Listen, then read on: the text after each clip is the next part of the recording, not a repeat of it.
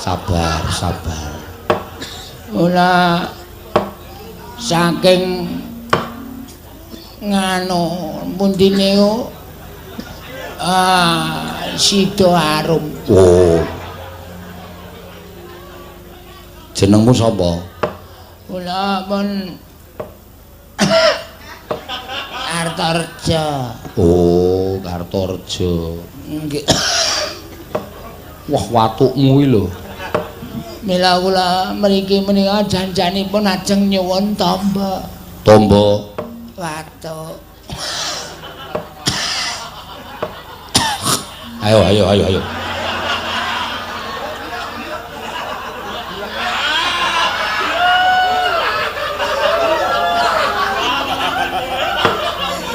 Nggih.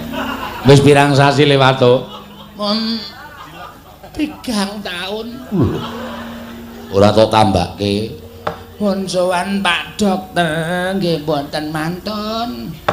Ya pundi-pundi alternatif nggih pun kula puruki mboten mantun. Pijet pembuluh darah.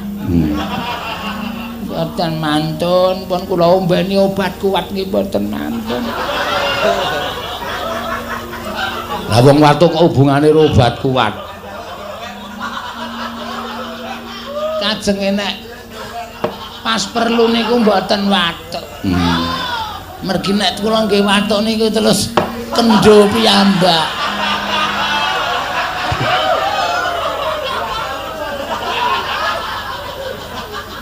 Nang omah duwe wis jeruk ora? Kadang kene tangga. Ya ora apa-apa. Njaluk. Nggih. Terus Aku kuwi mung karo kecap. ngangge sambel. Lho. Ora nggo sambel kaya mangan soto ora. Iki tombo e. Nggih. Kuwi sak sendoke dikecerke ning sendok jeruk pulut kae ning tok godhog sike, godhog sila. Tegese diobong jeruke. Oh, Terus kae kecap nggo legi-legi terus diombe. Engko nek ra mari bali mrene. oh nggih. Aku duwe obat sing bunder-bunder cilik-cilik. Engko panganen. Nggih. Mengke intril. Udu. Iki obat tenan saka Cina e. Matur sembah nuwun tanpa pamit nyuwun pamit penemban. Ya sing ati-ati. Nang sekedhik asal leh kula duduk sumur Rasa. Kuwi rezekimu. Aku nulungi kowe tanpa pamrih. Wis to, tak dongake mari rasa kaya apa-apa. mboten niki tandha terima kasih kula. Ora usah. Ya tak tampa ning wenehno anak-anakmu. Anakmu pira? 16. Bojo? 4. Ya sak omah. Mboten wonten wong sing kaya kula iso manunggalake pawestri 3 wonten setunggal griya ora wong ampuh. Iya. Lelenge ra jamak. Sampun Sing ati-ati. Alon.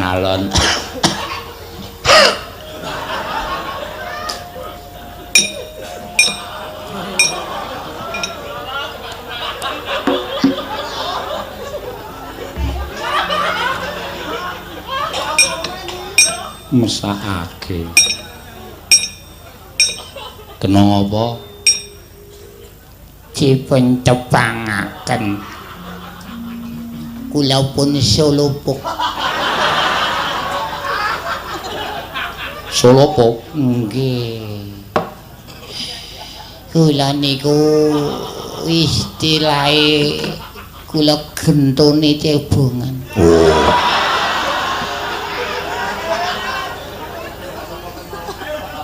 Jaman nem-neman kula gleleng penyembahan. Ning saniki bareng tuwa kok sikil kula kaya lempah. Kula mboten iso mlaku sing biyen warung-warung kula jaluki dhuwit. Kula kan pasok kalih kula saniki kula nek teng pasar cimbongan dadi bandem. muter kowe pluk. Arep gleleng ketak dasmu. Nganten iku penemban. Kowe tak critani. Nggih. Hukum kuwi neng pirang-pirang. Nggih. Hukum alam. Nggih. Hukum adat. Nggih. Hukum negara. Nggih. Sing terakhir hukum karma. Nggih. Kuwi kabeh telu hukum adat, hukum alam, hukum negara kuwi iso diwakilke. Ning sing jeneng hukum karma kuwi ora iso diwakilke. Kuwi hukuming tumindak. Ngoten. Ngono. Nek tumindakmu elek nalika nom-nomane saiki tuwa kowe lempoh, sikilmu ora iso diobahke, ora iso nggo mlaku, kuwi jane ora kok saka apa-apa ning kuwi saka dongane wong pirang-pirang sing tau tok gawe rekoso. Saiki aku tak takon karo kowe petungen. Wong dodol mongko le dodole kulakane wae 20.000, golekke bathi nggawa bali dhuwit 30.000 ki ming bathi 5.000. Mongko tok dodos duwite tok jaluk tok peksa, anake nang omah do nangis ora iso mangan, kowe ora gagas tekan semono.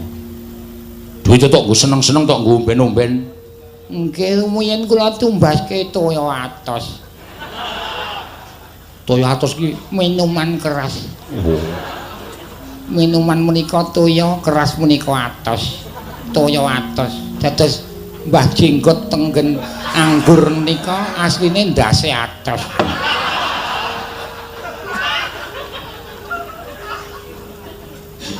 Oh. Nyuwun ngapura karo sing gawe urip. Nggih.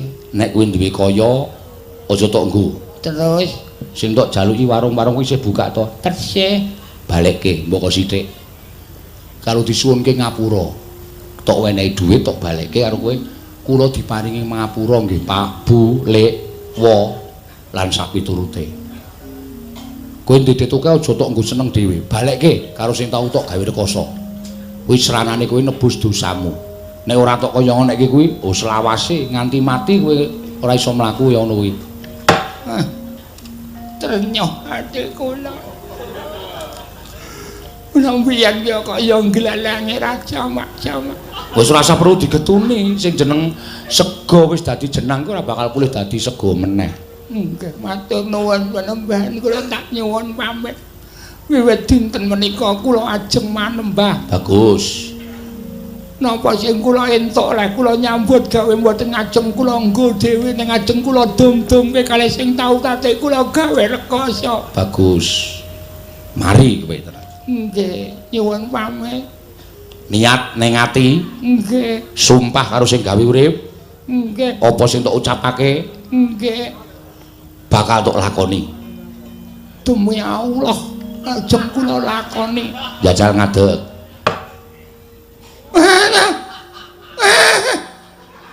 Panembahan, Piye?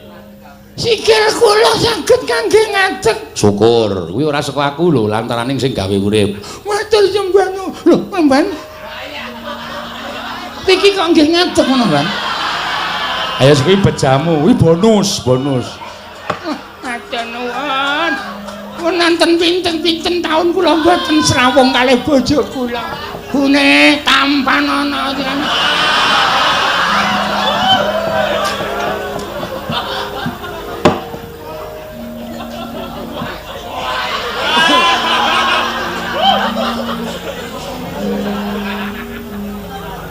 Kula nuwun Panembahan. Monggo. Kok kayane kaya iki kok kaya seniman. Nggih. Kula pengrawit. Oh. Dapukane kula wiraswara.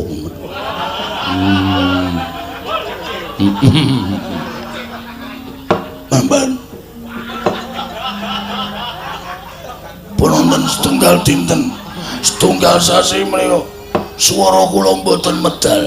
Weh. Monggo swara kula niku nggih kula nyambut gawe. Mesti enten sing ngirimi kula.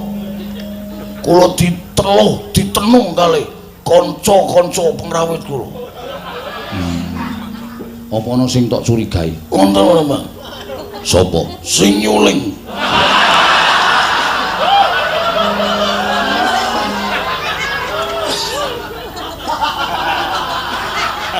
Aja sok suudon karo kancane dhewe. Ning ketok banget Prabu.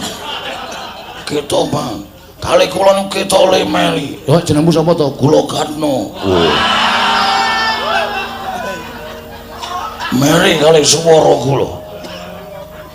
Aku wis tau ngrungokke swaramu ya arum tenan ya apik tenan kok ya. Anu nek mung jeneng iki gending apa roti ngono kae. Halus banget. Nggih, kula nyuwun dipun tambani ngono, Bang. Ya, engko tak tambani. Ning aja sok suudon karo kancane dhewe, durung karuan. Ya. Monggo saiki iki sing jeneng dolanan kaya ngono kuwi ora gampang. Kuwi ana hukume. Dadi ora usah sok curiga karo kancane dhewe. Ya ra? Bapak kita ada. Mbok terus omong tenan-tenan. Mingkar-mingkur ing ngono. Mingkar-mingkur. Loal, pun sesasi niki kula mboten entuk mangkat kali juragan kula. Wah. Ya wis coba ora. Agene jame anyar. Nggih. Coba mbok njajal jam kuwi copoten. Non, Jam kuwi copoten.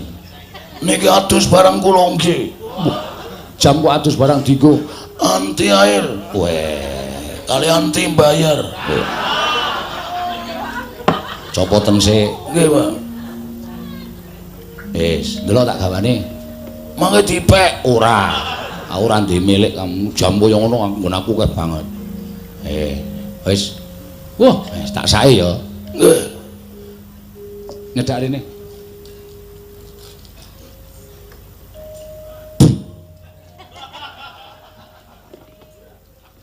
Katno, kula wonten dawuh penonton.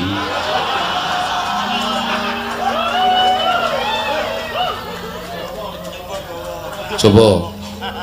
Aku gumun.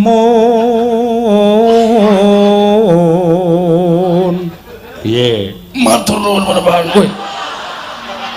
Kok bali serak meneh?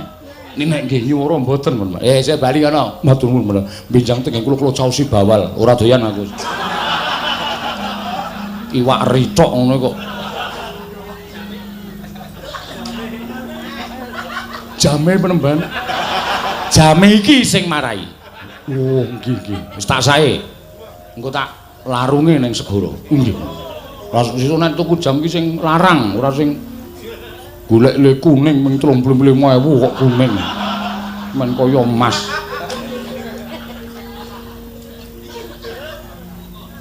Mbok iki wong sugih. Nun sewu penemban. Kula menika kula menika tiyang bagus-baguse sak laladan Sidomaya. Weh. Sidomaya ngendi? Sidomaya panggenan kula menika mboten Sidomaya mriki. Oh iya, Sidomaya menika kathah sanget. Kula menika saking perbatasan antawisipun Jawi Tengah lan Jawi Barat. Ngantos kula ngertos papan mriki menika mergi ombyaking kathah wonten pendhita ingkang ampuh. Njaluk tombo apa? Penemban. Nyuwun pangapunten. Sampun ngantos seru-seru kula isi. Kula menika nek pipis panas.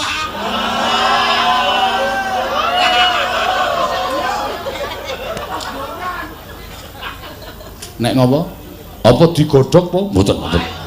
Ampun sembrono menawa. Sak sampunipun kula malam jembah kliwon menika sowan wonten Parangkusuma. Sak wangsulipun saking mriku menika nuwun sewu. Mulai kagem pipis menika pedhi.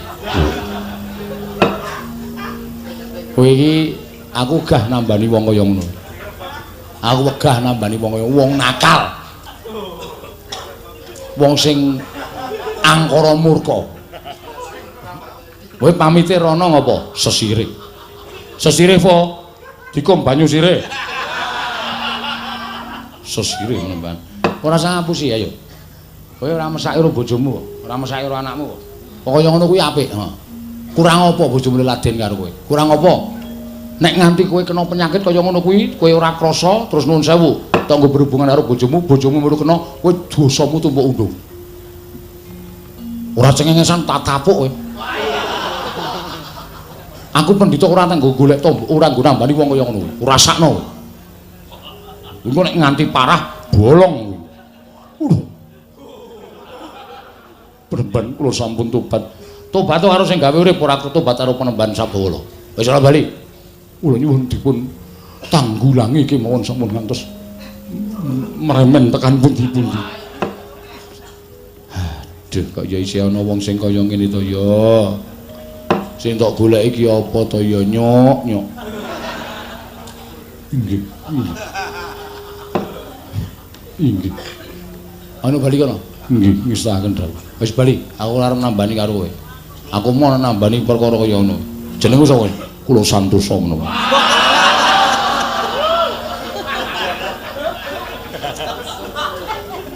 Ketok kok wong-wongane. Anggere raine nglengos. Mesti kaya ngono kuwi. Ayo bali kono. Nggih. Dados kula mboten dipun tambani. Ora, golek tamba liyane aku. Aku mau nambani wong kaya ngono iki. Jijik aku nambani wong kaya ngono. Nggih, nyuwun pamit mbani sing ana metu kono. Dalidil kaya sela blekiti sela. Haraning watu blekiti ratuning semut kaya ratuning semut ngirit wadya balane sangganing para kawula ing sami nyuwun pambiyantunipun Sang Begawan Sabdawala.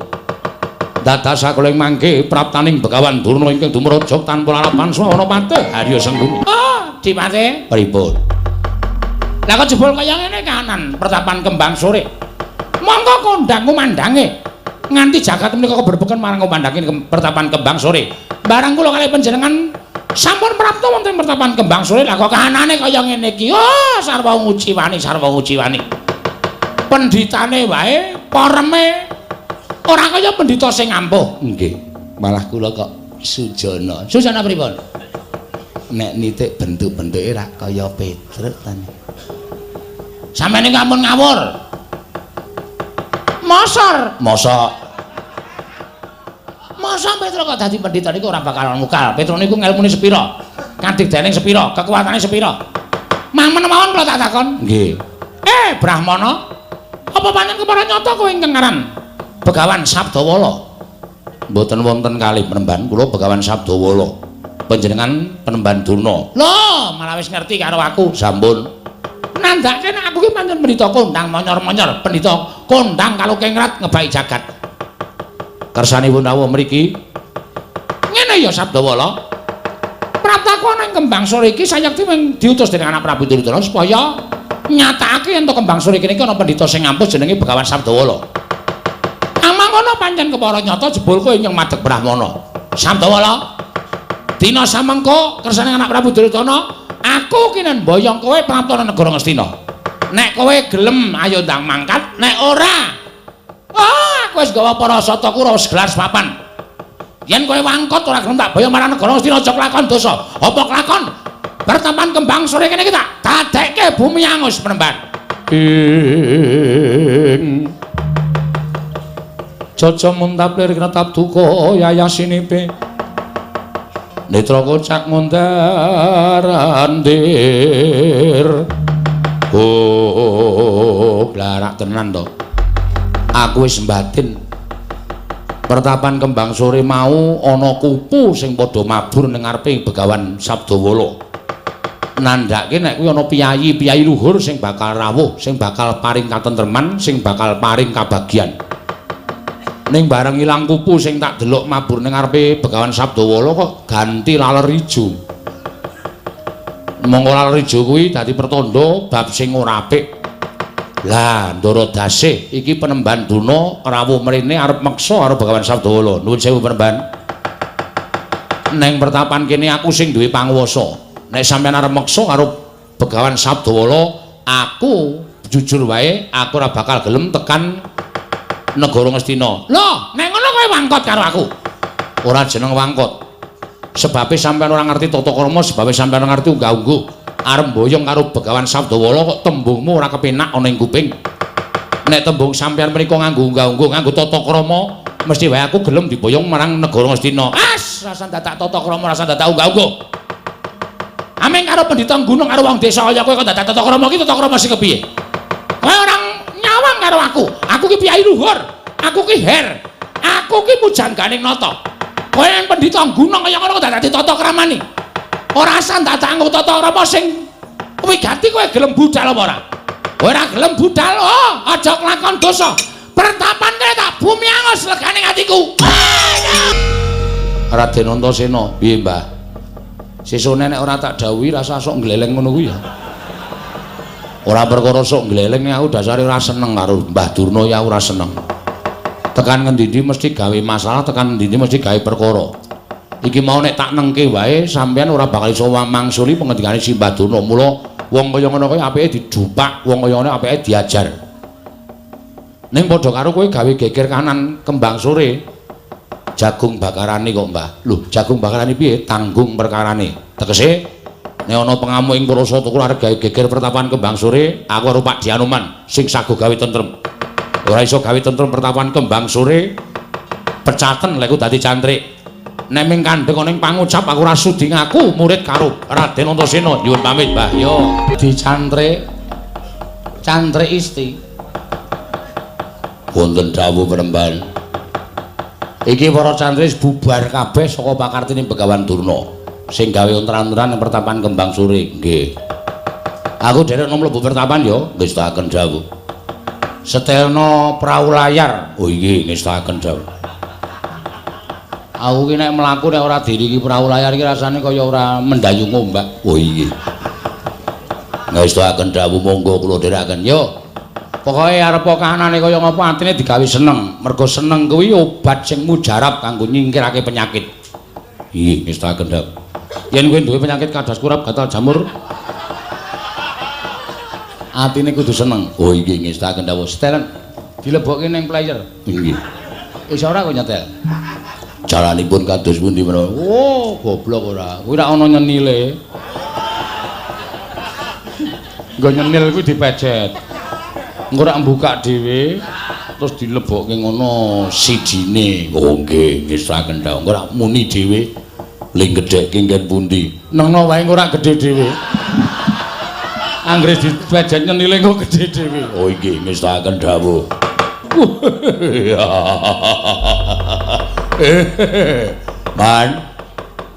Mandhap saking pertapan kembang sore kula ingkang putra Dursasana cumadung dawuh lho. Pamanadyan putrapun Surtayu cumadung dawuh, paman putrapun Kartomarma cumadung dawuh. Lah Bat. Ya napa Bat iki putrapun Durmagati cumadung dawuh panjenengan paman Halya Cengkudi. Dursasana Surtayu Kartomarma Durmagati Citraksi. Kirke cantrike Sabdawala tegese ora kelakon mboyong marang Begawan Sabdawala kang mangkono bakal dadi dukane anak Prabu Ngastina. Wah, ladala. Pandhita gunung nangnung. Pandhita saka gunung. Piye kok meneng?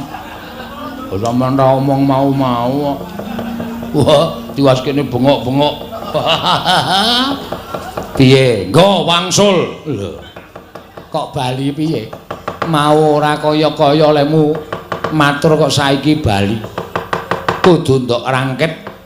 Yen kowe iso ngrangket santri ing Sabdawala, kowe iso mboyong marang Begawan Sabdawala. Ning yen ora iso, ya wis awak dhewe bali nglenthung ora bakal entuk gawe Dursasana. Wolah.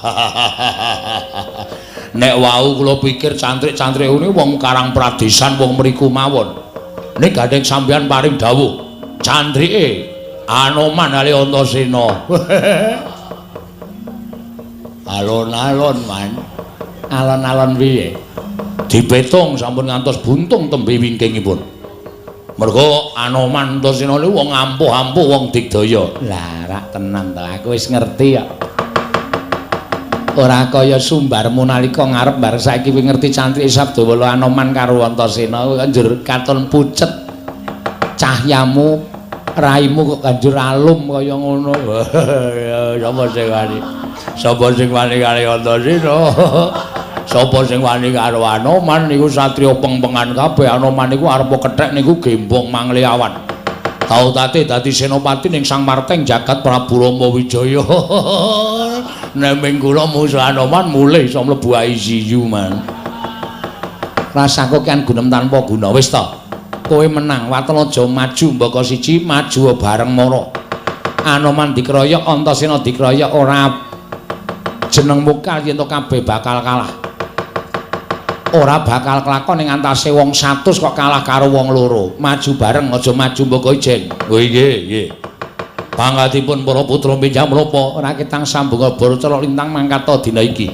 Surtayu budal nggih ngestaken dawuh. Kartomarma budal nggih ngestaken dawuh. Citraksi budal. Apa? Iki sandawa. Nun inggih ngestaken dawuh. Nun inggih sandawa. Ya. Durma Gati budal. Nun jauh man kula izin. Lah ngopo? Kula kok kaya ajeng macuk angin nggih, Mas. Masuk angin kok ketara iki cara ngendi? Awake gleges-gleges. Ilung mampet. Mlipat nggo nyawang napa-napa teng klebyul, Man. Nek weruh dhuwit cetha. Kuwi ora masuk angin, pancen tok niati arep mundur mangkat aja kaya bocah cilik. Nggih, ayo ora ketang gliyak-gliyak le. Modal we. Padake la iso ngalahke munyuk aku. Munyuk kalah karo kilik. Kowe nek nggo golek dhuwit nunggangi kilik. Jenenge ledek munyuk. Ayo mlene Anoman. Ora kaya bocah cilik. Mungsumu aku.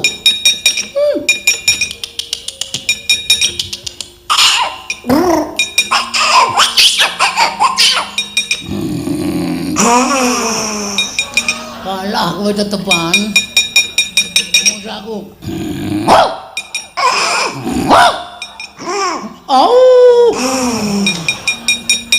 Tetep kalah.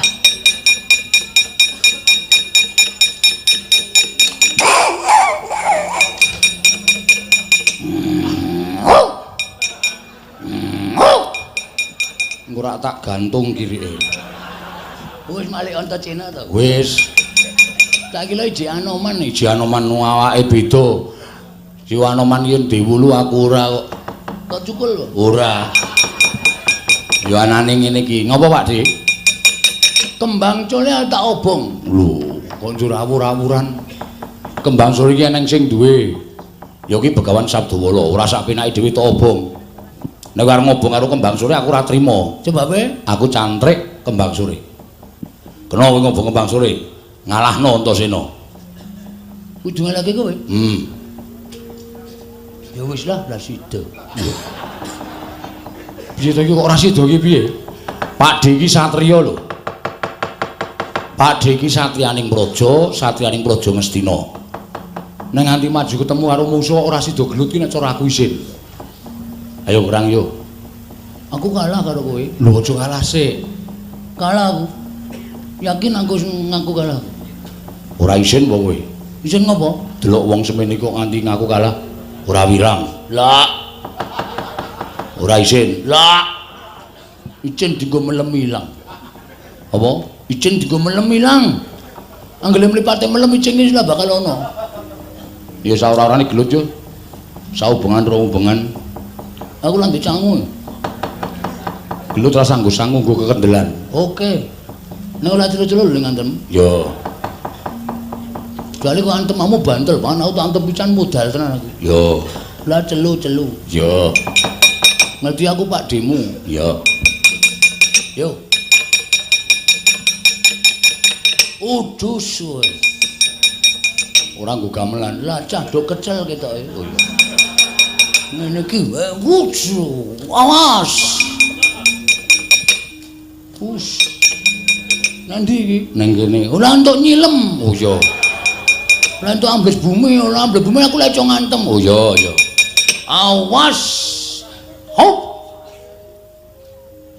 Lho kok banter? Oh cali-cali lali ya. Cali-cali kebacut. Ola nipo kowe? Akarepmu nipo? Oh iya.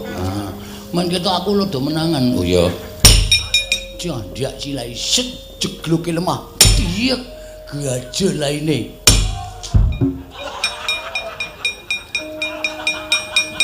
Ngopo, Dik? Janggutmu atos banget ya. Sikilku kalah nganjang. Mundur. Ah, yo ya.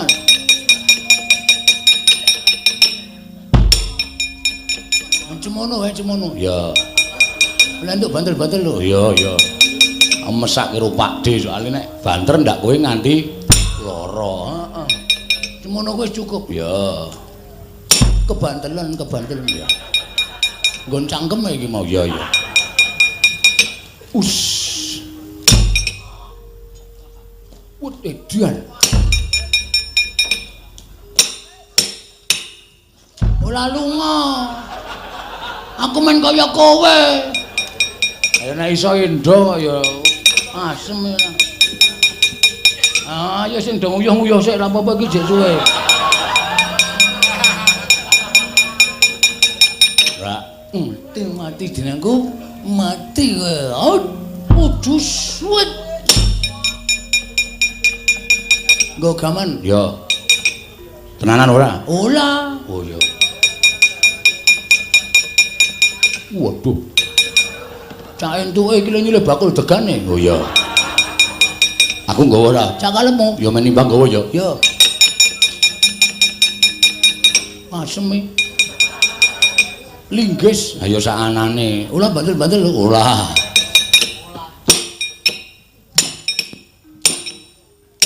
Wah, lame iki. Heeh. Sik. Hop. Wis kalah kok hubub. Aku cek degamane. Oh ya. Cukup. Aming graji kok. Wah. Kiai Celkel. Apa? Kiai Celkel. Celkel ki? Celkel. Ngegraji gluk. Oh. Circle. Celkel. Udus. Anjukane. Ya cukup. Apa kuwi cetok? Ya.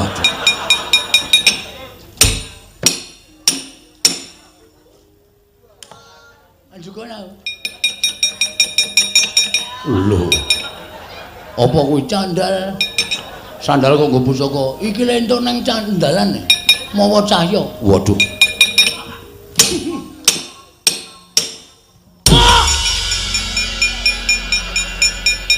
Masaku kok entek-entekke tenaga. Dir. Kok bathuke kok abang. Kok ndur biru, kok ndur menjoto. Mundur le. Liyane men tumandang karya. Lho. Onto Cino ngapusi man. Ngapusi apa? Jalane alon-alon banter-banter untuk ndas kula. Nganggo linggis. Mun semanggaken. Ya, Cultayu kalah mundur. ngerti aku. Kalto Malmo kalah mundur. Ngerti. Dulmo Gati kalah Mundur. mundur. Sapa sing arep maju?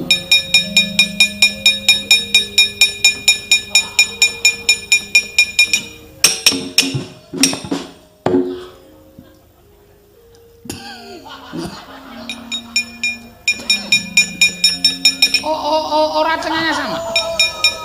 Ora sapenake dhewe sampean geguyu kali kula. Arep maju po? Ngomong suwe. Anoman kalih karo Antasena. Anoman Antasena. Nenek Kartomarma Surtayu dudur-dudurma Gati do mundur ning Citraksi aja digawe enteng. Arep maju. Kukulan terus mila ajare demak.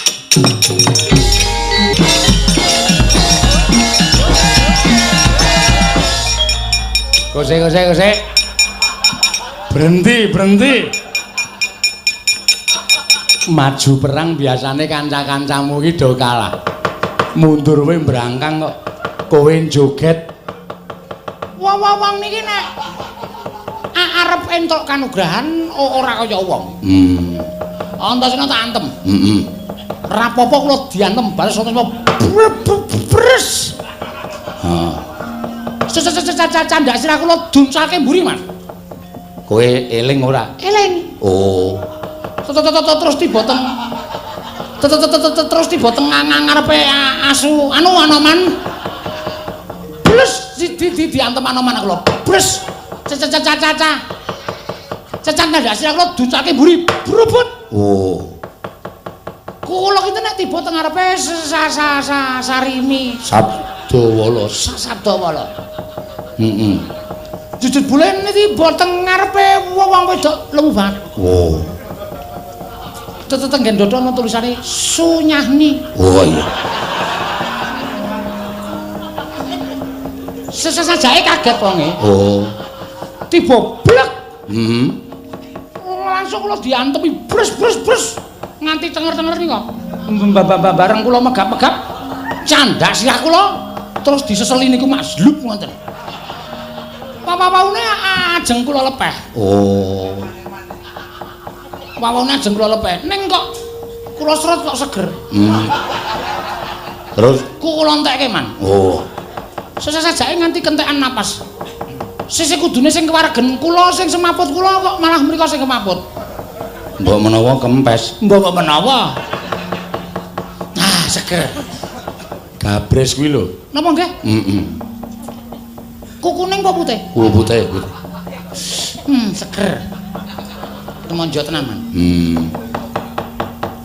Hah, ajeng ngicipi napa? Ora. Wong tuwa kok aneh-aneh. Weh, arep dikaya ngapa niku? Tuwa kae nek disediani kaya ngono ya tetep gliyak-gliyak. Isih apa? Isih sing siji. Oh. Nek dinikmati dimendinawati mboten apa-apa. Heeh. Dur, Nun. Kowe arep maju apa ora, Le? Nun, Kowe arep maju apa ora? mboten ajeng-majeng. Pun kajenge mboten napa-napa. Ora isin Musa Anoman Antasena. Wah, isin lara ya cilaka. Mbok isin pun mboten isin ra apa-apa ning ora usah maju, ora usah babak bunyak awake. Pun kajengipun Kakang Duna pripun? Mangsa mikir Depate. Sabdawala kuat nampani Kyai Cundamane. Oh, kula meguru karo Sabdawala. Menawi mboten saking pambiyantu paduka menemban tartemtu mertapan kembang sore menika lebur tumpur tanpa dadi. Krana kula ngertos dhateng kekiyatanipun Kyai Cundamane. Begawan Durna sing sajake wis kelangan akal nggone bakal mboyong Begawan Sabdawala. Man, wonten timbalan.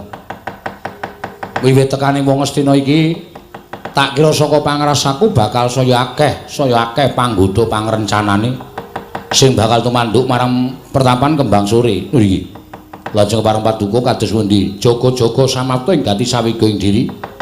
Aja nangking maraja saka sela-selaning Garuya Anoman niki ngestaken dawuh. Aku tak semedi supaya gancarake sarta ngrancakake ngono bakal paring ilmu marang para cantrik niki. Nah itu lho mangkaten kula namung sumangga dhek kersa paduka Penemban. Karo Raden Antasena jaganan pertapan kembang sore niki ngestaken dawuh. Nyuwun pangestu Penemban sing ati-ati aku tak manembah ana ngersane Hyang Mahanasa Anoman niki ngestaken dawuh. Sode selikur dina tobat. Ora kaya sagedagan iki anakku nggih atmajanku wong bagus. Wong gagah kala ana dawuh mapa biyung. Pendak-pendak pun ibu rada mingset saka ing palenggahan. Sirat majaku ora nate keri tansah nyaketi marang papan pelengganing pun ibu nggih. Sejatine ana apa ta Bathara Kala mara gage matur marang ibumu aku. Yen to pancen kowe darbe panjaluk ngopo yen to pancen kowe darbe pamutah apa Bathara Kala? Ladalah. Bojreng-bojreng iblis lanat padha jek-jekan. Biyung.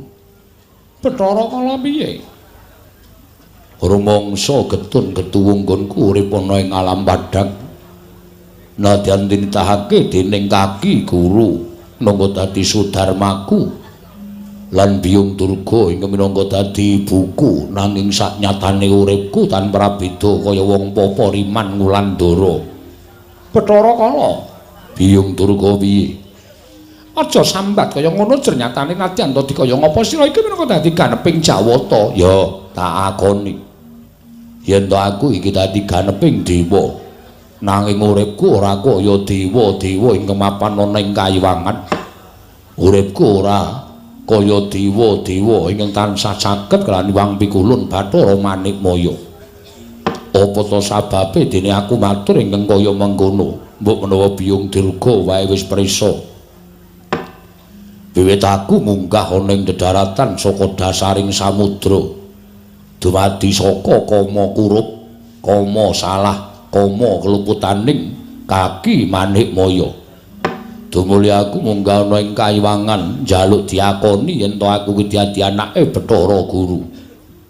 Nanging jebul nggonku dadi putraning Sang Hyang Jagat Girinata ora kaya ingkang gumana musik ana ing pengangen-angenku dadi putra dewa lah kok jebul malah kasangsaya uripku.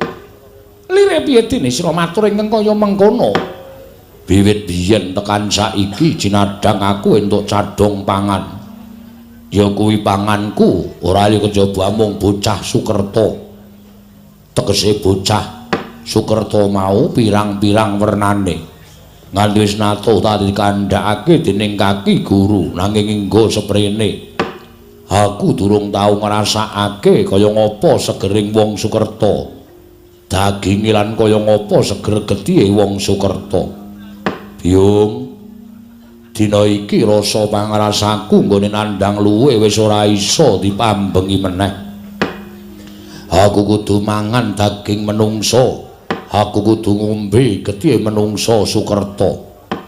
Mula dina iki dina samengko aku pilihna sapa ingkang bakal dadi cadhong panganing Bathara Kala. Yen to dina iki ora entuk cadhong pangan, wah dalah. Trima kukut jagating Bathara Kala tak balekake pangkat kadewatan marang panguwasaning Hyang Pikulun Bathara Manik Maya Biyung. Tobat. Aja kesusu ya ngger dipetong nganggo nalar sing ganep. Merga ingkang bakal mbok jangka mau temene Ibu wis ngerti. Sira kepengin nedha wujuding titah menungsa wonten ingkang bakal sira dadi cadhong panganmu ya kuwi ora yo kejaba mung Pandhawa. Ternyatane Pandhawa kuwi dipetong dadi bocah Sukerta. Nanging sabar dhisik ya ngger sabar. Aja kok gawe patining para Pandhawa nadyan gawe cintrakaning para Pandhawa kuwi angel, Bathara Kala angel. Sira kula bos ngawuningani dhewe. Bola-bali pun Ibu gawe karti sampeka, gawe rekadaya supaya Pandhawa cilik loro gedhe tenganing pati nanging tansah gagar wigar tenantuk karya. Iya. Mula dina samengko disabarke dhisik ya Bathara Kala. Ora dalah yen to kudu sabar banjur kudu pirang taun meneh nggonku ngenteni lelakon iki. Mula Kang Sangga kuwi Biyung, upama aku ora kelakon mangan daginge wong Sukerta, ya kuwi para Pandhawa golekna kira-kira sapa ingkang pantes minangka dadi cadhong panganing Bathara Kala. Kowe tak kandhani ya kula, Biyung Durga piye? Setemene mateni para Pandhawa kuwi ora angel. Yen to ibu lan sira kula bisa nyingkirake marang para Panakawan. Iya, pancen mengkono. Nanging nadyan mung wujuding Panakawane wadene uga ora kena disangga enteng ternyatane luput senjata tawa tegese ora iso dikrenah cintrakan sarta patine. Jaran Panakawan nala Gareng Petra Bagong Semar kuwi tansah nyawiji dadi siji minangka dadi kekuatan sing ora bisa dikalahke dening apa wae. Monggo dina samengko iki setemene Panakawan nedeng gotang Bathara Kala. Gotang sababe apa? Sabab ora ana suwiji ingkang mapan ning Karang Kadempel ingkang siji dina samengko madeg Brahmana ana ing pertapan Kembang Sore pemarep Begawan Sabdawala ing satemene ora kejaba mung Petruk kantong bolong nggone madeg pendhita. Mula Bathara Kala yen kowe bakal mateni marang para Pandhawa kudu iso mateni marang Panakawan dhisik. Iki ana kalodhangan Petruk ora ditunggoni karo kadang-kadange, ora ditunggoni karo wong tuane. Mapan ana ing Kembang Sore madeg Brahmana. Yen sira bisa mateni Petruk, tak kira gampang mateni Panakawan liyane. Satemah uga gampang mateni para Pandhawa Bathara Kala.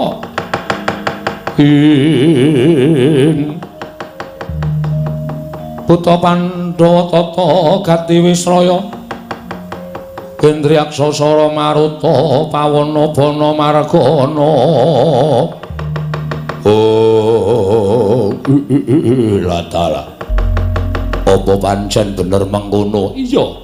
Setemenipun Ibu ora Pak, ora wani arep buka apa wadi iki nanging gandeng adreng panjaluke anakku lanang ndak tresnani Bathara Kala mula monipun dhisik marang panguwasaning Gusti mbuka marang wadining Begawan Sabda ing mapan ning pertapan Kembang Sore. Oh ladalah. Yen ngono Petruk nggone mapan dadi pendhita ning pertapan Kembang Sore ora ditunggu dening bapakne lan ora ditunggu dening kadang-kadange. Mung ijen tanpa ruang Bathara Kala. Oh, lah iki dadi pancatan. Nggonku bisa mateni salah sawijining Panakawan. Yen Petruk tekaning pati, mateni Semar Gareng lan Bagong ora bakal kangelan. Luwih-luwih mateni para Pandhawa yen Pandhawa wis suwal saka Semar sak anak-anake ngibarate kaya dene angel mijet wae ngranti suwe banyu sinaring. Mengono nggir.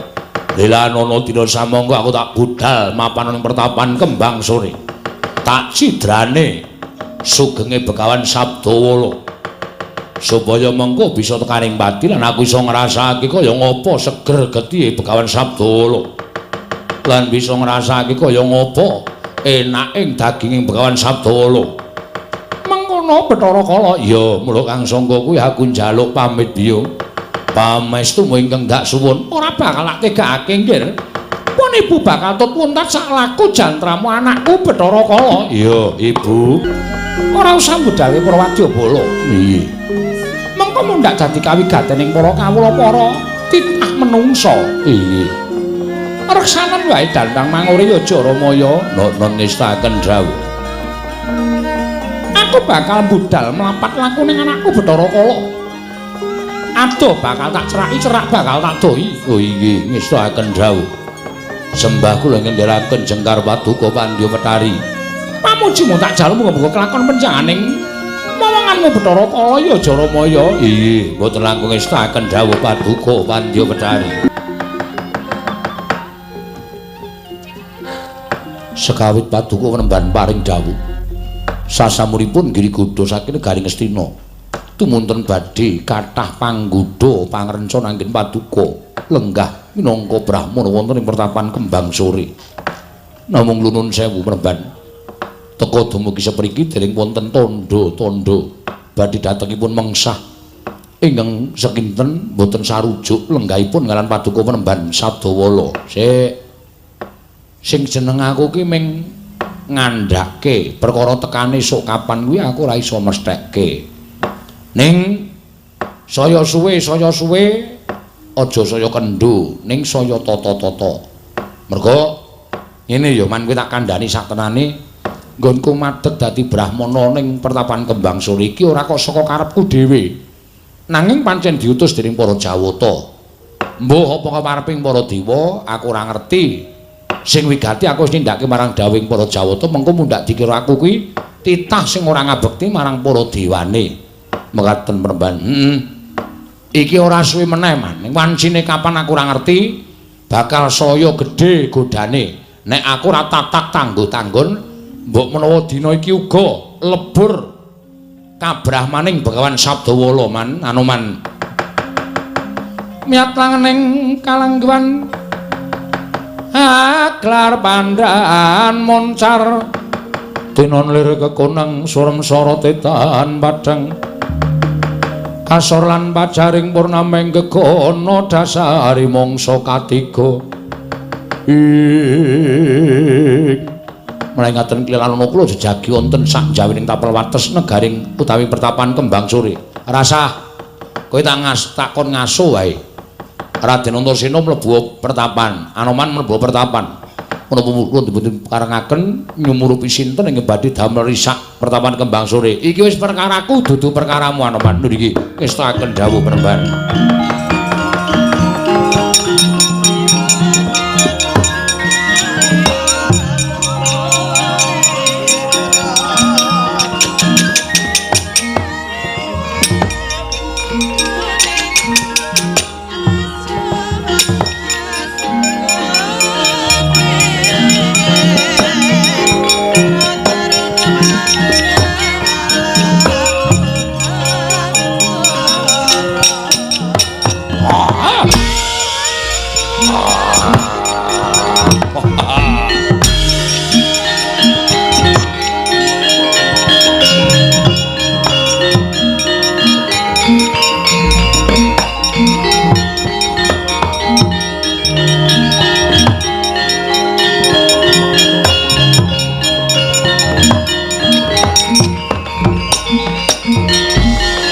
Kota Mandra tata gate wis raya Indriyaksa sara maruta pawana bana Samirana lan warayang wisikan magulingan lima pancen kepara nyata yen to papan kene ana pendhita anyar katon ingkang ngaran Begawan Sabdawala apa kowe dasar kepara nyata aku Begawan Sabdawala oh ladala wewujudane ora bakal bisa ngapusi kowe anak Semar ingkang angka 2 Petruk ingkang memba pandhita mumpung kowe adoh saka sedulur-sedulurmu kowe ora duwe kekuatan lan kowe tak anggep peranganing wong Sukerta aku Bathara Kala ingkang bakal nadah kala mangsa kelawan kowe Begawan Sabdawala nek pancen pinesti Sabdawala dadi panganing Bathara Kala aku ikhlas ning nek ora keparenging Jawata wis to pesthekno mesti eneng sing ngayomi karo Begawan Sabdawala kokop getihmu dina iki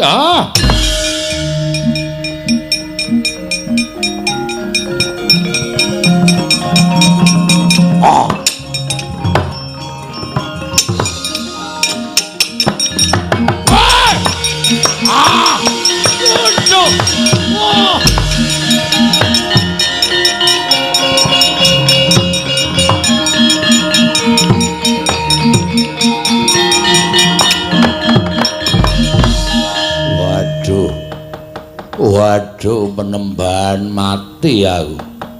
Apa mbok anggap nek aku ijen ngene iki ora duwe kekuatan. Ora kok jeneng Sabdawala kuwi ngetokke daya kadigdayan ora gelem Sabdawala kuwi ngetokke daya kawijayan ora. Ning menggoni sesantining para sepuh kang ngendikake ora ana ala ingkang tumama ning becik. Mula mesti Gusti paring pangayoman karo wong sing tumindak apik karo wong sing tumindak becik. Aku ora salah, aku ora kleru arep tok tadah kala mangsa arep dadi panganmu. Ana daya ingkang gawe srana kowe nglumpruk tanpa daya Bathara Kala. Waduh mati aku. Apa mbok kira Sabdawala ora iso nyingkirke Bathara Kala? Aku isih kelingan jaman ana lakon ana Kyai Dalang kang aran Dalang Kandhabuana. Kowe ngoyak-oyak wong Sukerta nganti ndelik ning pepanggunganing wayang. Satemah Kyai Dalang Kandhabuana nalika semana nganti samaca rajah ingkang mapan ana ing awakmu. Ya kengkeng winastan Caraka balik. Kowe kelingan apa ora? Nek kowe ora semingkir saka pertapan Kembang Sore, apa kelakon tak sebut Caraka balik. Dimen dadi jalaran lebur tumpur kuwandaning Bathara Kala. Wah, aku njaluk ngapura. Wah.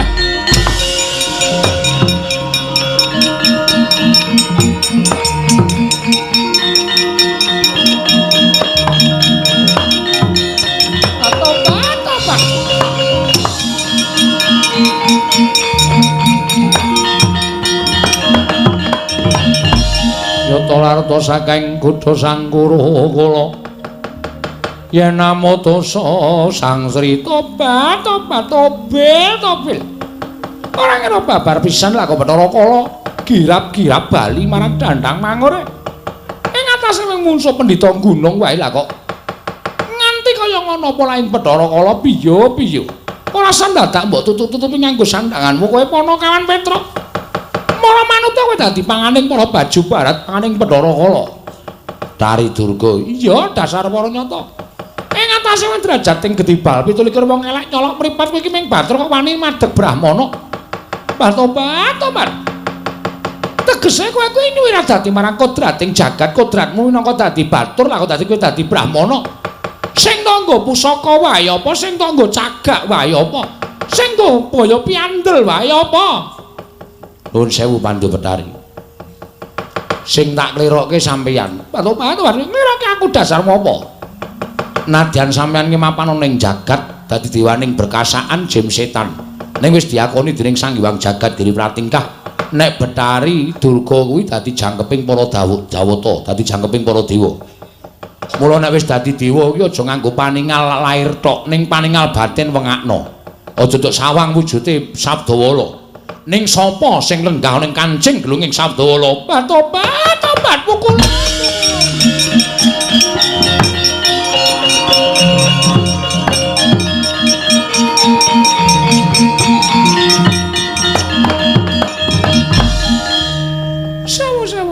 kawiwitanipun ing ngabdi Diagung Paksama pukulun. Ngantos kula cumalana wantun dawuh lan anak kula pun Bathara Kala badhe anedha dhateng pun Sabdawala mboten kinten babar pisan milih paduka ing lenggah wonten ing angemong jagatipun pun Sabdawala. Kula nyuwun pangapunten pukulun Durga, kula wonten maring adhawuh. Para berkasaan jim setan ingkang padha mbok irit prapteng ana ing kembang sore gawanen Bali. Inggih saken dawuh. Aku ora pengin kowe ganggu gawe para kawula warga sing mapan ana ing kembang sore luwih-luwih adeking Sabdawala. Ngestaken dawuh. Ora bali ulun pribadi yang bakal matrafi pidana kelawan kita. Nyuwun pamit pukulun, nyuwun pamit.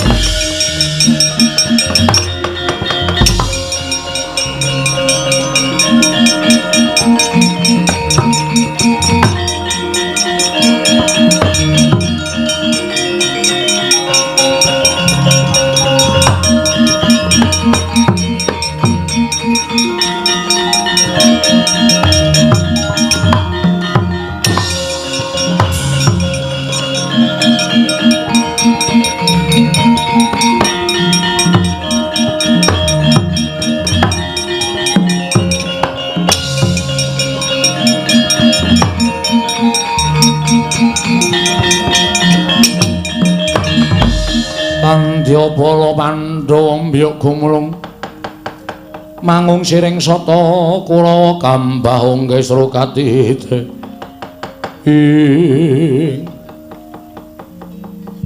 ana piyayi-piyayi kok lenggah ana ing ngisor Penemban kula ingkang abdipun Puntadewa. Penemban kula ingkang abdipun Kresna ing Ndarawati. Penemban kula pun Arjuna. Wah, Sang Tapa, aku Werkudara ing Jodipati. Lah piranganing para Pandhawa. Inggih, mila mekaten Penemban. Estining manasuwan sakadang namung badhe ngaut pepodo paduka Penemban. Madeg minangka cantrik pertapan ing kembang sore. Suwita marang Bagawan Sabdawala kasinggihan mekaten. Sangune wong suwita mboten arupi brana picis Mas Hargya tuwin bondo donya babar pisan mboten. Namung sangunipun ingkang abdipun Puntadewa namung kapitadosan kelawan kencenging tekad anggen kula badhe suwita dhateng paduka Penemban Sabdawala. Semanten ugi mboten gesek lan pengendhanipun Nyai Puntadewa Penemban. Yo aku yo ngono.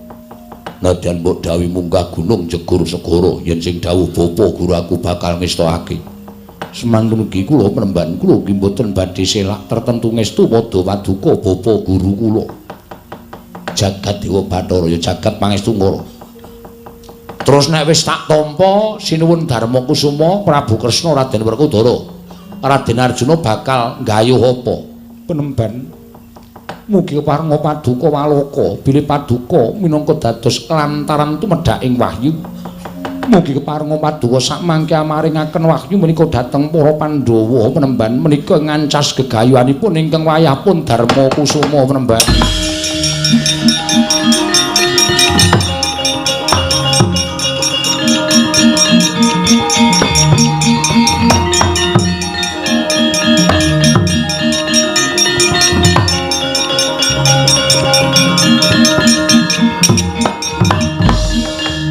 Mastu nama sidam sekaring bawana langgeng. Ora nyana babar pisan. Jebul padha lantip panggraitane para Pandhawa. Nadyan ulun ingkang ngamomong marang jagating Petruk ingkang ulun dawuh minangka dadi pandhita ing kembang sore. Nanging Pandhawa prapta ning pertapan tumuli wis wanuh sarta wis weruh marang lenggahing ulun nggone momong lan jagate Petruk. Pukulun sembah kula kunjuk sewu kalapatan Diagung Pangaksami. Pukulun sembah kula kunjuk sewu kalapatan Diagung Pangaksami. Wenang kakekku aku nyuwun pangapura. Pukulun nadyan ingkang wayah nyuwun pangapunten. Mboya ana keluputan ingkang kita tindakake lan ora perlu kita njaluk pangapura. Lan sing gedhe pangapura kita lamun sawetara ulun nyilih kelawan ragane Petruk. Ulun boyong marang pertapan kembang sore. Sayekti bakal matedhake kanugrahan ingkang ngaran wahyu kamulyan Pandhawa Sira nampa wahyu kamulyan ya mung sira ingkang bakal bisa mulyakake diri kita pribadi lan mulyakake sagung para tumitah ana ing Madyapada iki para Pandhawa.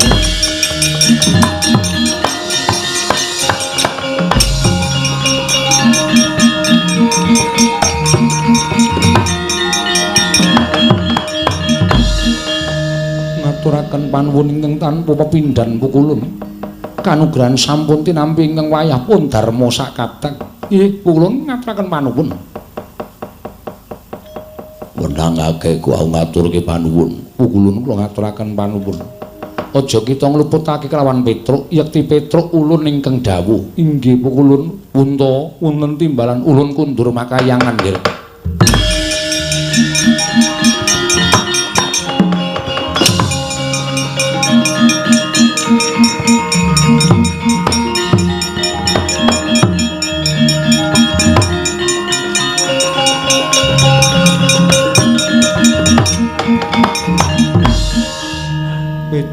Petruk ing atase mung abdi dadi lantaran tumedhak ing kanugrahan. Petruk, aku ngaturake panuwun sami-sami.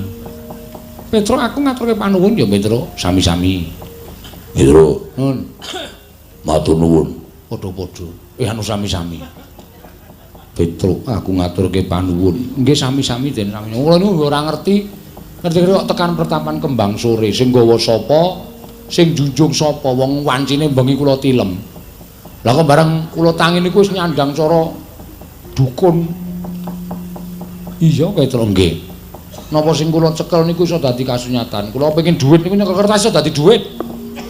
Lah mengono kuwi bagya wae iso.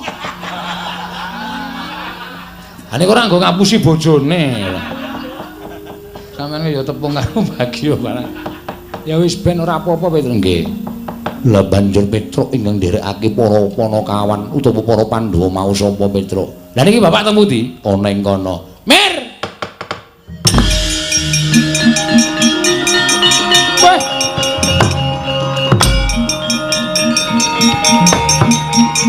Wet.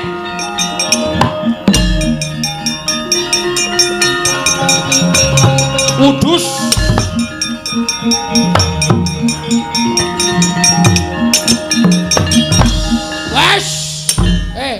Wah, aduh.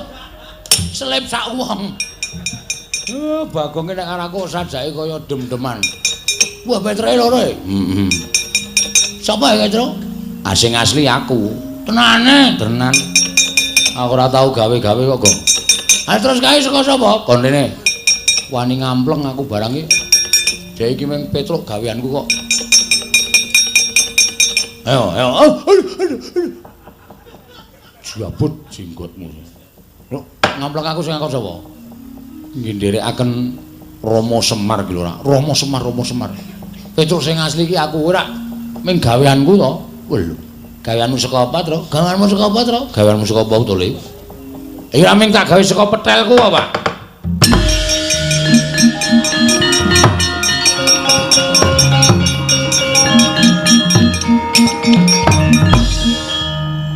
Ndek petele ampun ora jama-jama. Mbosok disastruk ora niyang ngono. Men. Rene. Oh, piye kowe duwe pusaka ngono Gong ra duwe. Aku duwe arep mung petele gleleng iki padake kerja bakti. Kanane ling ngeduk ngaupat lan petel iso cepet aku kok. Ayo mergo kowe iki saking kuwate kok, Tru. Petruk wonten dawuh, mundura bapakmu kon maju. Maju, Pak. Iya. Iki mundur sik. Mundur. Oh iya lali. Aku ora maju ora mundur iki ra dong e. Enten dawuh. Aku ngaturake panuwun kelawan Panakawan Petruk. Nggih. Dene dina samengko Petruk wis bisa dadi lantaran tumedhak ing kanugrahan. Syukur-syukur. Lho, kok rame banget nang kowe iki.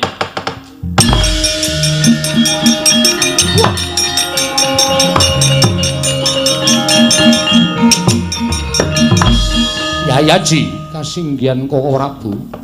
Koko Prabu kok wonten mriki? Lho, Koko Prabu lenggah wonten mriki. Baladewa nang kene. Kula menika suwita kalian Begawan Sabdawa lho. Sabdawala menika sinten? Kula mboten mangertos.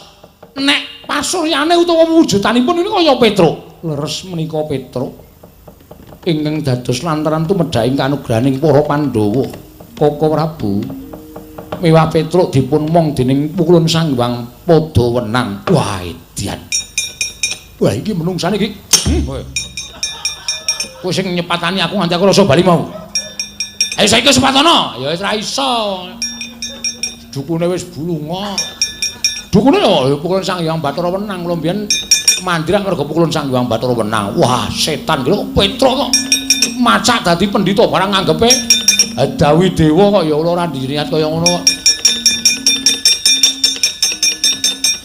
Lho, ya munyuke sapa ucul tekan kene iki? Began Sabdawala wonten pundi? Ah, Sabdawala aku man. Waduh. Ki Lurah Petruk. Iya nyuwun pangapunten Ki Lurah. Ora apa-apa wis bantu karo aku kok. Ana acara apa iki kok rame banget iki? Lho, Petruk kok ning kono? Nggih, Ndara. Ora dadi pendhita to. Oh, wis pun badar pun rampung. Bapak kok ning kene? Yo, Petruk dadi pendhita dadi lantaran tumedhaing kanugrahan. Wahyu apa, Pak? Wahyu kamulyan. Wedian. Wahyu kamulyan. Wah, cabu ambung. Kandhani malah sajak maido.